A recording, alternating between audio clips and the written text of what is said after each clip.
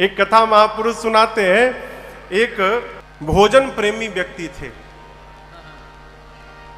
मैंने उनका जन्म सिद्ध अधिकार था भोजन करना। प्रातस्मरणीय पूज्य राजेश्वरानंद जी महाराज इस कथा को सुनाते थे। घर में भोजन करने बैठ जाए, खाए तो बंदे न करे, घर वाले इशारा करे, थाली पटके वो सिर नीचे करके शुरू है तो उठने का नाम न ले। जब कोई आवे रोटी लेकर तो बोले दाने दाने पर लिखा है खाने वाले का नाम। तो रोटी वाला बोले तुम्हारे लिए दाना दाना नहीं है, बोला करो बोरी बोरी पर लिखा है खाने वाले का नाम। तुम दाना भर खाते हो। एक घर में गया खाने के लिए, लगा खाने, घर वाले खिलाते रहे। बोले अरे पानी भी पी लिया करो बीच में। बोला बीच आएगा तब न पीऊंगा, अभी बीच पहुंचा नहीं हूं बीच में। इतना खाता था।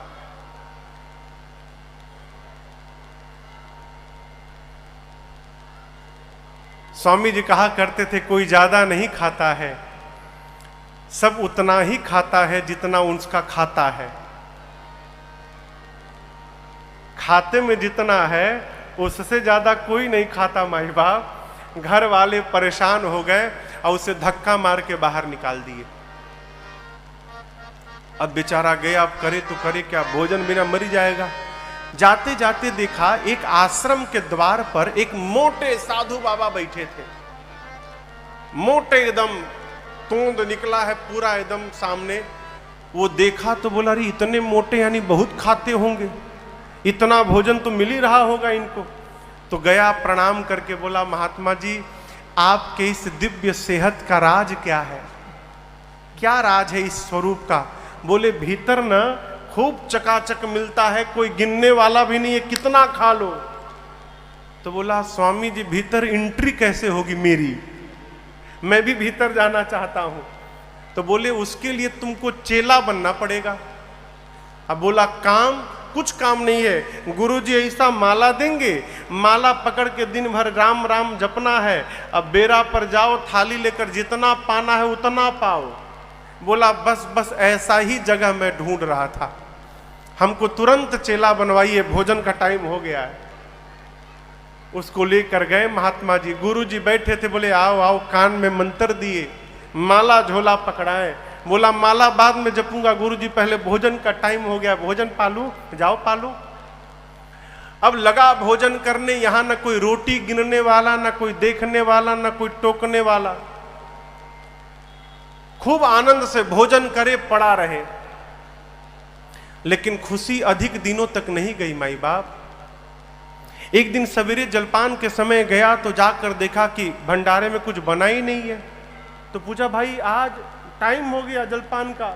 बोला आज एकादशी है, कुछ बनेगा नहीं आज। क्या बोल रहे हैं, सत्य में कल मिलेगा। गया गुरुजी के पास, कहा गुरुजी कह रहे एकादशी है। हाँ बेटा आज एकादशी है, भोजन गुरुजी कल द्वादशी को। बोला गुरुजी एकादशी रह जाऊंगा तो द्वादशी देखने लायक बचूंगा नहीं।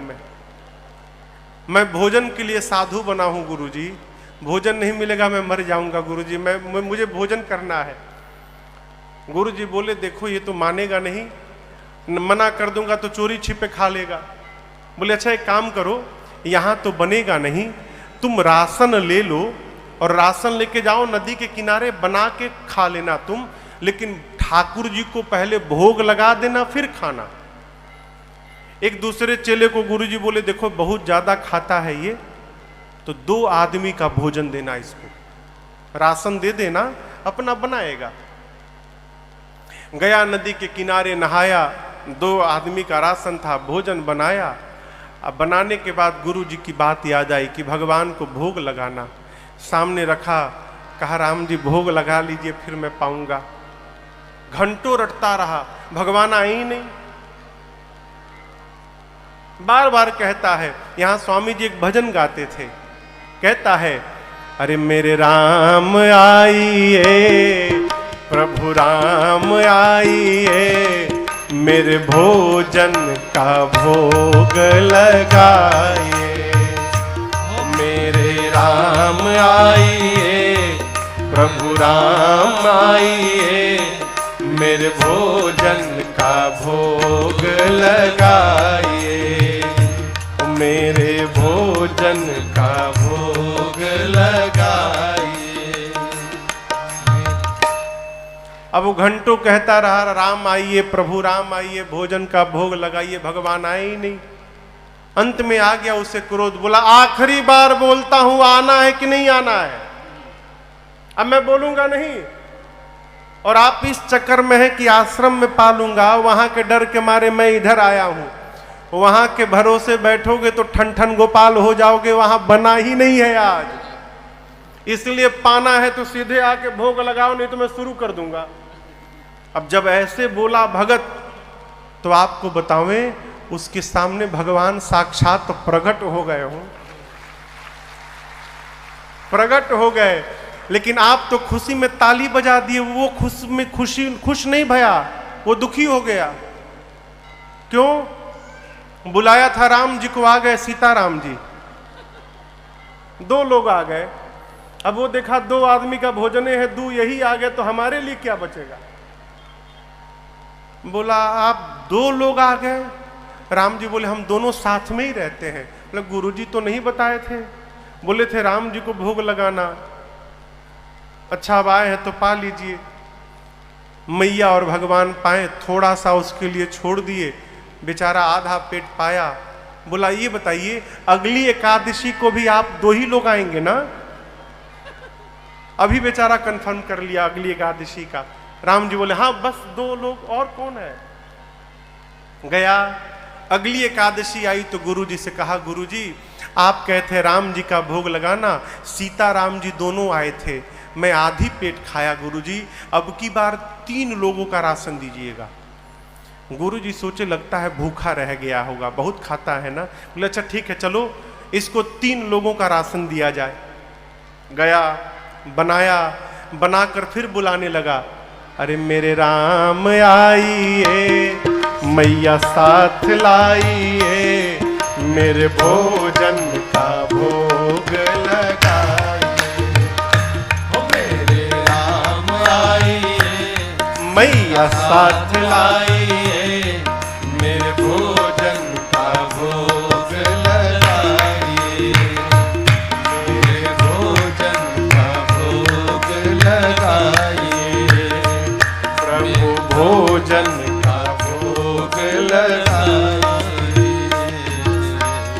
जैसे बोला प्रभु सामने आइए, मेरे राम आइए, मैया साथ लाइए। प्रकट हो गए कौन? राम जी, सीता जी और लक्ष्मण जी। अब की बार लक्ष्मण जी भी चले आए। अब लक्ष्मण जी को देखते आग बबूला हो गया, बोला ये कौन है? लक्ष्मण जी बोले प्रभु कहां लेके चले आए, इतनी आदर से बोल रहा है मुझे मेरे बारे में। राम जी बोले मेरे भाई हैं ये, पिछली बार तो नहीं आए थे। राम जी बोले कहीं फंस गए थे, आपको बताना चाहिए था ना कि ये भी आते हैं आपके साथ में, ये भी खाएंगे। राम जी बोले आए हैं तो पाएंगे ही, अब करे तो करे क्या। बोले ठीक है पा लीजिए। अब राम जी, सीता जी, लक्ष्मण जी भोग लगाए। अब फिर थोड़ा सा बचा उसके लिए, आधी पेट खा के गया। फिर पूछा अगली बार कौन कौन आएगा आज ही बताओ मुझे, और कितने लोग साथ में रहते हैं? भगवान बोले कहीं भी देखिएगा तो हम ही लोग मिलेंगे, बस 3 लोग, और कोई है ही नहीं, बस मेरे भाई और ये सीता जी, 3 लोग। गया, अगली एकादशी के दिन बोला प्रभु नहीं हो पाया था, सीताराम जी के लिए ले गया, लक्ष्मण जी भी चले आए थे, मैं फिर आधी पेट रह गया था। अब की बार जोड़ने लगा, 3 वो, 3 मत 4 मान के चलो, कहीं एक और बढ़ा के ले आए तो 4 वो और 1 मैं। बोला अब की बार 5 लोगों का भोजन चाहिए। गुरु जी बोले इतना नहीं खाएगा, इतना कैसे खा लेगा, लगता है ये राशन बेचने लगा है। अब इसको रंगे हाथों पकड़ना पड़ेगा। गुरुजी उससे कुछ नहीं बोले और दूसरे चेले से बोले इसको 5 लोगों का राशन दिया जाए। राशन लेकर गया और उसके पीछे पीछे गुरुजी चल गए छिप के कि देखूं तो करता क्या है ये। जाकर गुरुजी एक पेड़ के पीछे छिप कर बैठ गए। ये गया, स्नान किया और स्नान करके आज भोजन बनाया नहीं, बनाने के पहले ही बुलाने लगा, क्यों? देख लूं कितने लोग आ रहे हैं। लगा बुलाने, अरे मेरे राम आइए, सीताराम आइए, भैया साथ लाइए, मेरे भोजन का भोग लगाइए।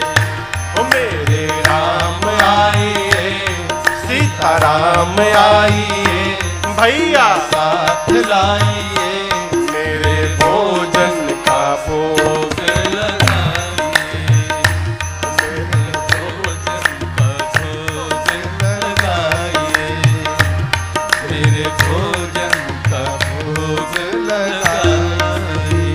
जैसे बिना बनाए आंख बंद करके बोलने लगा, मेरे राम आइए, सीताराम आइए, भैया साथ लाइए, आइए भोग लगाइए, प्रभु आइए।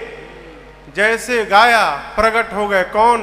राम जी, सीता जी, लक्ष्मण जी, भरत जी, शत्रुघ्न जी, हनुमान जी, इतने लोग। लगा गिनने, अरे अरे बस करो बस करो बस करो। बोले आज तो हद कर दी, दो तो बढ़ाए, साथ में एक बानर भी लेकर आए हैं। अब चुपचाप बैठा है, कुछ नहीं बोल रहा है। भगवान बोले कहां है, लाओ भोग लगाएं। बोले क्या लगाएं भोग? भोजन। कैसा भोजन बनाए? आज तो मैं बनाया ही नहीं। क्यों बनाऊं जब बनाने के बाद आज कुछ नहीं मिलने वाला है? पिछले दिन तो थोड़ा बच भी गया, आज 5 लोगों का लाया हूं, 6 आप ही आए हैं, एक मैं 7, तो आज तो कुछ मुझे मिलेगा नहीं। जब मिलेगा नहीं तो मैं क्यों मेहनत करूं? ये है राशन, अपने बनाओ, खाओ, भोग लगा के जाओ, मैं नहीं बनाऊंगा। बैठ गया, राशन सामने कर दिया, कहा बनाओ खाओ ला जाओ यहां से। भगवान बोले ठीक है चलो, राशन लाए हो ना, कम से कम हम लोग बना के भोग लगा लेंगे। हनुमान जी लगे कूद कूद कर लकड़ी लाने, सामान। भरत जी अमनिया करने लगे सब्जी, सब लोग काम में लग गए। सीता जी भोजन बनाने की तैयारी करने लगी। ये चुपचाप बैठ के बुदबुदा रहा, बताओ आज भूखे मार डालेंगे, कल की द्वादशी नहीं देख पाऊंगा मैं, आज मर जाऊंगा मैं। 5 लोगों का भोजन भी लाकर बताओ नहीं भोजन मिल पाएगा मुझे। अब गुरु जी देखे, गुरु जी को कुछ नहीं दिखाई दे रहा है। गुरु जी देखे कि ये बना क्यों नहीं रहा है, चुपचाप बैठा है। तो गुरु जी गए, गुरु जी को देखते प्रणाम किया। गुरु जी बोले बेटा भोजन क्यों नहीं बना रहे हो? बोला क्यों बनाऊं, जब भोजन बनाने के बाद मिलना ही नहीं है मुझे तो क्यों मेहनत करूं? ये बनाएंगे भोजन करेंगे। गुरु जी बोले बेटा 5 लोगों का राशन लाए हो, बनाओगे तो क्यों नहीं मिलेगा? तो बोला आपको ये राशन दिखाई दे रहा है और यहां बारात आकर बैठी है वो नहीं दिखाई दे रहा है। अब गुरु जी बोले मुझे तो कुछ नहीं दिख रहा है, कौन आया है? बोला यहाँ पूरे राम जी, लक्ष्मण जी, सीता जी, भरत जी, शत्रुघ्न जी, और वो उधर देखिए वो हनुमान जी हैं, शायद हनुमान जी भी हैं। इतने सारे लोग आए हैं, आपको नहीं दिख रहा है? गुरु जी बोले बेटा मुझे कुछ नहीं दिख रहा है। अब इसके लिए और समस्या लगा रोने राम जी के पास जाके। गुरु जी, राम जी, एक तो आज ऐसे ही मैं मरने वाला हूं भूख, ऊपर से आप मेरे गुरु जी को नहीं दिखाई दे रहे हो। गुरु जी सोच रहे हैं कि मैं झूठ बोल रहा हूं, प्रभु इतनी बड़ी समस्या में मुझे क्यों डाले हैं आप मेरे गुरु जी को क्यों नहीं दिख रहे हैं? राम जी बोले मैं तुमको तो दिखूंगा लेकिन तुम्हारे गुरु जी को नहीं दिखूंगा मैं। अब ये गया गुरु जी के पास, पांव पकड़ के कहने लगा गुरुदेव आप मेरा विश्वास करिए गुरुजी, सत्य में राम जी पूरे परिवार के साथ बैठे हैं और मुझसे कह रहे हैं कि वो केवल मुझे दिखाई देंगे, तुम्हारे गुरु जी को नहीं दिखाई देंगे। अब गुरु जी ये बात सुने तो रोने लगे और शिष्य अपने गुरु की आंखों में आंसू नहीं बर्दाश्त कर पाया हो, गया राम जी के चरणों को पकड़ के वो शिष्य रोने लगा। कहा प्रभु आप मुझे दिख रहे हैं, मेरे गुरुदेव को क्यों नहीं दिख रहे हैं? मैं तो कुछ नहीं करता हूँ, केवल नकली साधु बना हूँ प्रभु भोजन करने के लिए। मेरे गुरुजी तो कितने ज्ञानी गुरुजी हैं, आपके भजन में भी लगे रहते हैं, आप इनको क्यों नहीं दिख रहे हैं? राम जी ने कहा बेटा ये सत्य है कि तुम्हारे गुरुजी बहुत ज्ञानी हैं, लेकिन एक बात कहें, जितने सरल तुम हो उतने सरल तुम्हारे गुरुजी नहीं है, इसलिए मैं केवल तुमको दिखाई पड़ूंगा, तुम्हारे गुरुजी को नहीं दिखाई पड़ूंगा। भगवान के चरणों को पकड़ के रोने लगा वो। कहा प्रभु मेरे लिए आप एक बार गुरुजी को दर्शन दीजिए। तो भक्त के कारण भगवान ने पूरे परिवार के साथ, पंचायतन दरबार के साथ, उनके गुरुदेव भगवान को भी राम जी ने दर्शन दिया, और शिष्य के कारण गुरु जी को भगवान का दर्शन प्राप्त हुआ और गुरु जी भी कृतार्थ हो गए।